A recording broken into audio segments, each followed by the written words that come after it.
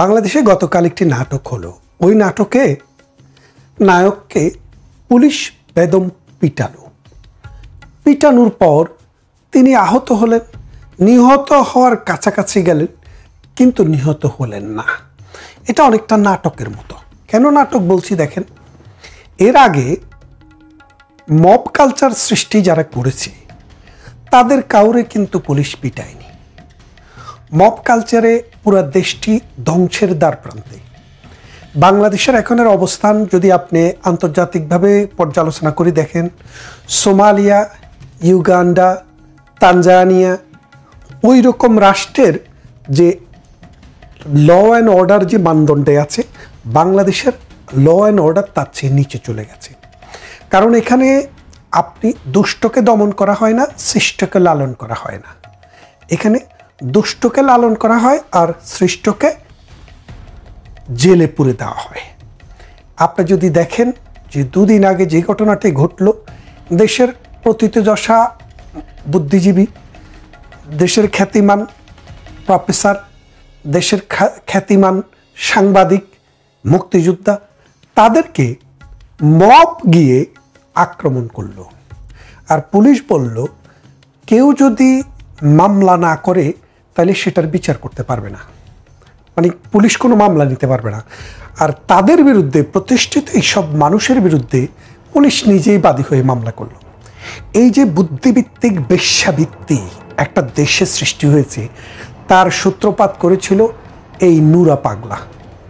অর্থাৎ বাংলাদেশকে ডিরেইল করার যে চক্রান্তটি প্রথমে শুরু হয়েছিল ইসরায়েলের কাছ থেকে টাকা নিয়ে। আপনারা জানেন যে মোসাদের টাকার ইতিহাস বাংলাদেশের সমস্ত পত্রিকা, আন্তর্জাতিক মিডিয়াতে, গণমাধ্যমে এসছে যে নুরা পাগলা প্রথমে মোসাদের কাছ থেকে টাকা নিয়ে বাংলাদেশ যে সরকার, স্থিতিশীল একটি সরকার ছিল, সেই সরকারের বিরুদ্ধে প্রথম পদক্ষেপ শুরু করে 2018 সালের পর থেকে। তারপর আস্তে আস্তে এই খেলাটা আর নুরা পাগলার হাতে থাকেনি, এটা নানান পথ পরিক্রম করে অন্যদিকে চলে গেছে। এই নুরা পাগলাই হচ্ছে যে ভারত বিরোধী যে শক্তি আছে, সেই শক্তিকে আবার নতুন করে চাঙ্গা করে তোলার মূল হোতা। এখন যদি কেউ বলে এই নুরা পাগলার পিটানোর পিছনে ভারতের কোনো জেমস বন্ডের হাত আছে, তাহলে কি আপনি অস্বীকার করবেন বা আমি অস্বীকার করব? আমার কাছে তার কোনো প্রমাণ নেই। তবে বিজ্ঞজনেরা বলেন এই ইউরোপের ফ্রান্স দেশে কি নাকি একজন লোক বাস করে, তিনি নাকি রয়ের এজেন্ট। তিনি নাকি 2-3 দিন আগে নুরা পাগলাকে দেখে নেবেন বলে একটি সতর্কবাণী দিয়েছিলেন, একটি ব্যাদ বাণী দিয়েছিলেন। তার সে বাণীটি ফলে গিয়েছে 3-4 দিনের মাথায়। এর কারণটা কি আপনারা বুঝতে কি কষ্ট হচ্ছে? যে সাপকে বলছে, মানে যিনি সাপ তিনি ওজা। এখন নুরুকে বলল তুমি তো বলো যে তুমি বড় শক্তিধর, তুমি আন্দোলনের স্টেক হোল্ডার। আমার সোনার ছেলেরা তো যেখানে এখানে মব করছে, মব করে হয় মানুষ মারছে, আর যদি মব করে মানুষ না মারতে পারে অন্তত টাকার থলি নিয়ে চলে আসতেছে। তো এরকম সোনার ডিম পাড়া হাঁসদের সাথে তোমাকে আমি একসাথে দেখবো, এর কারণটা কি? এর তো কোনো কারণ থাকতে হবে। তো কারণ হিসেবে তোমাকে একটা অ্যাসাইনমেন্ট দিলাম। অ্যাসাইনমেন্টটা কি? যে জাতীয় পার্টির যে কার্যালয়টি ঢাকাতে আছে বিজয়নগরে, সেটি তোমাকে ভাঙতে হবে এবং সেখানে মব সৃষ্টি করতে হবে। জাতীয় পার্টির নেতাকর্মীদেরকে পিটিয়ে সেখান থেকে যদি বেরিয়ে আসতে পারো তাহলে তুমি পরীক্ষায় পাস। নুরু বললেন, রাশেদ বললেন এটা তো কোনো ব্যাপারই না, 1-2 ব্যাপার। যদি আওয়ামী লীগের কথা, জামাতের কথা বা বিএনপির মতো দলের কথা বলতেন তাহলে হয়তো মনে কাঁপুনি আসতো, কিন্তু বিএনপির না, আওয়ামী লীগও না, জামাতও না, এটা জাতীয় পার্টি, ছোট্ট একটা দল, থাবড়াইয়া বাইর করে দেবো, এই চিন্তা ভাবনা করে নুরু তার মব বাহিনী নিয়ে গেলেন। এদিকে দিয়ে আসিফ নজরুল সার সেনাবাহিনী এবং পুলিশকে বলল, দেখো আমরা এখন পরীক্ষা নিচ্ছি তোমাদের শক্তি বেশি না নুরুর মবের শক্তি বেশি। যদি নুরুর মব যদি টিকে যায় তাহলে তোমরা আউট, আর যদি নুরুর মবের শক্তিকে তোমরা যদি পরাজিত করতে পারো, সোয়া দিতে পারো, তাহলে তোমরা ইন। খেয়াল করে দেখেন, তারা ওজা আবার তারা সাপ পুড়ে, তারাই সাপ পালে। তো তারা কি করছে, নুরুকে দিক দিয়ে অ্যাসাইনমেন্ট দিল, জাতীয় পার্টির অফিসে গিয়ে তুমি মব সৃষ্টি করো, আর পুলিশ আর আর্মি বাহিনীকে বলল যাও তাদেরকে শোয়াইয়া দেওয়ার ব্যবস্থা করো। নুরুকে পিটিয়ে মাটির সাথে মিশিয়ে দেওয়া হলো। আপনারা জানেন গত বছর বিএনপি চেয়ারপারসনের মানে ভাইস প্রেসিডেন্ট, এখন ধরি বিএনপির চেয়ারপারসনে ধরেন খালেদা জিয়া এখন অ্যাক্টিভ নেই, তারেক রহমান সাহেব যদিও প্রবাসে, তিনি এখন বিএনপির অ্যাক্টিং চেয়ারপারসন।